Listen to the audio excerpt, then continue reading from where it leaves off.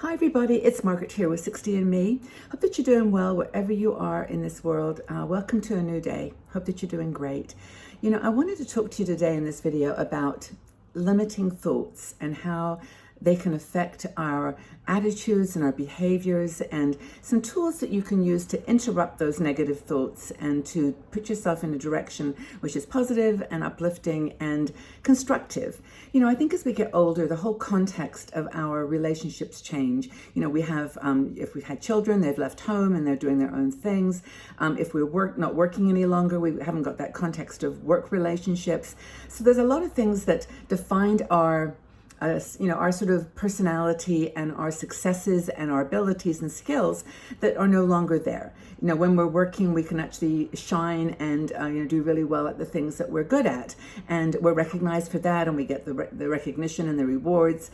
But when we're not in that kind of scenario, it's not there. So we're having to really look to ourselves for giving us a sense of accomplishment and capability and skill. And I think our skills become more experiential and more nebulous as we get a little bit older, and we have to work harder to feel strong and not so vulnerable and not good enough. And I know that this is something that a lot of women in their 60s are dealing with, this sense that, you're just not good enough to, keep up with the changing technology or to be competitive in a business world, for example. Just not good enough, not smart enough. And maybe it's not rich enough or not confident enough. And so we work on that concept of lack rather than on the concept of what we've got, the positivity. So what are some things? Now, one of our bloggers, Carrie Mitchell, wrote this article on 3 tools that she says interrupt this kind of rhythm of not good enough conversation, this negative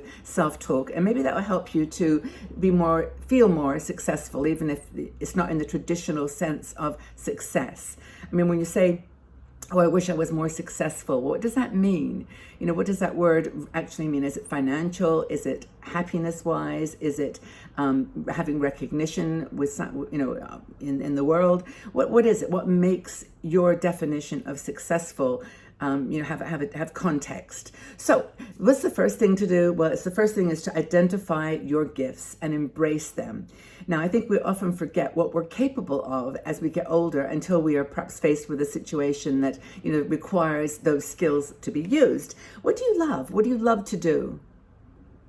What are the most powerful things that bring you to life, that make you feel energized? The things that you do when you sit down to do them, and 2 hours later you realize, wow, I've just been completely engrossed or enveloped in that experience.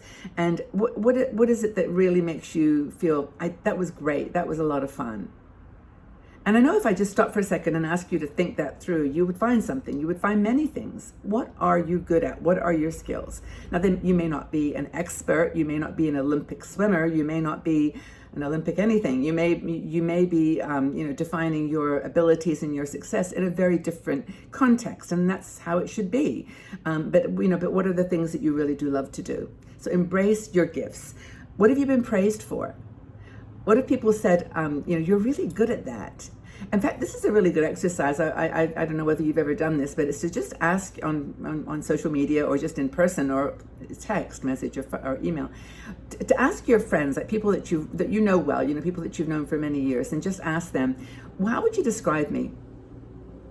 What are 3 words that you would use to describe me? Or even more specifically, what do you think I'm good at? I'm doing an exercise at the moment, and I just would love to know, what do you think I'm really good at? And in doing that exercise with someone that knows you and isn't going to be sugarcoating it, is going to be actually, honest about it, I think that's really, really powerful. And be grateful for those skills, and be grateful for that recognition, whatever it is that people give you. And use that to inspire other people. Use that skill that you've got, whatever it might be. It could be the skill of listening. It could be the skill of talking. It could be the communicating. It could be the skill of being creative or resourceful, or I'm sure you can think of lots of words that describe you. The next thing is to then vow to wow others with your talents. This is number 2, according to Carrie. And decide that your mission isn't all about you. It's not just all about you, it's about others too. And because now, as we're older, we don't have to justify or make excuses or, just prove ourselves to anybody. We just do what we do and we do it our best. That gives you like a really nice freedom to be you, to be yourself and be happy with that. Your authentic voice, starts to take over. And if that authentic voice is not sort of the mainstream, if it's not going the way that most people think, it doesn't matter anymore. And so wow others with your perspectives, with your lessons, with your abilities, and know that that's kind of the point here.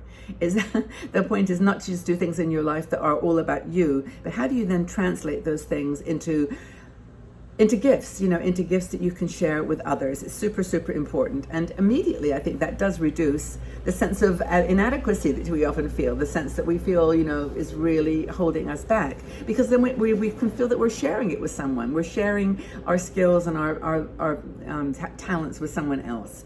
Another thing, the third thing, is to affirm the why. And proclaim your power. I love how Carrie puts these headings. I'm looking at her titles. But affirm the why. There was a very famous TED talk by, I think his name was Gary Sinek, and it was all about this idea of, asking yourself why. Not so much, what you do or who you do it for, or the logistics of how something is done, but the why. Why do you do it? And he uses the example. He says that Martin Luther King didn't say, "I have a plan." He said, "I have a dream." And his why was his dream. It wasn't the logistics or the planning or the kind of elements of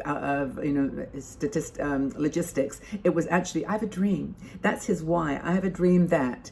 And so maybe by eliminating all the self-doubt and the feeling that you're not good enough, and just saying, I've got something here that is important. It's a natural gift. It's an ability that is going to be my why I do something.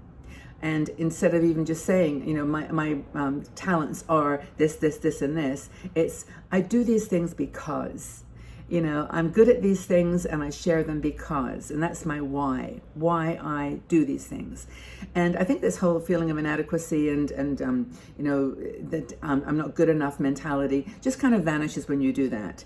And so, you can personalize your affirmations, according to Carrie, by thinking of those three things. Embrace your creative genius. Share that with others. Put them into the mix, into the context of the things you know how to do. And then be aware of the why you're doing those things, and assert your power in that area of expertise, not based on what the thing is, but your passion for it and the reason that you believe so strongly in it. It's actually interesting. We did some research, or not research, but chatting on the Patreon supporters group, and the women there, a lot of them in our age group were teachers and nurses and healthcare, working on coaching and counseling. I don't know what it was about our age group, perhaps, in the 60s when we were graduating from high school, 70s, there was, women were led into those professions, but lots and lots of teachers, lots of nurses, the caring to professions. And I think that's what Carrie's saying here, is that you've got skills, but you did it for a reason. You did it because you cared.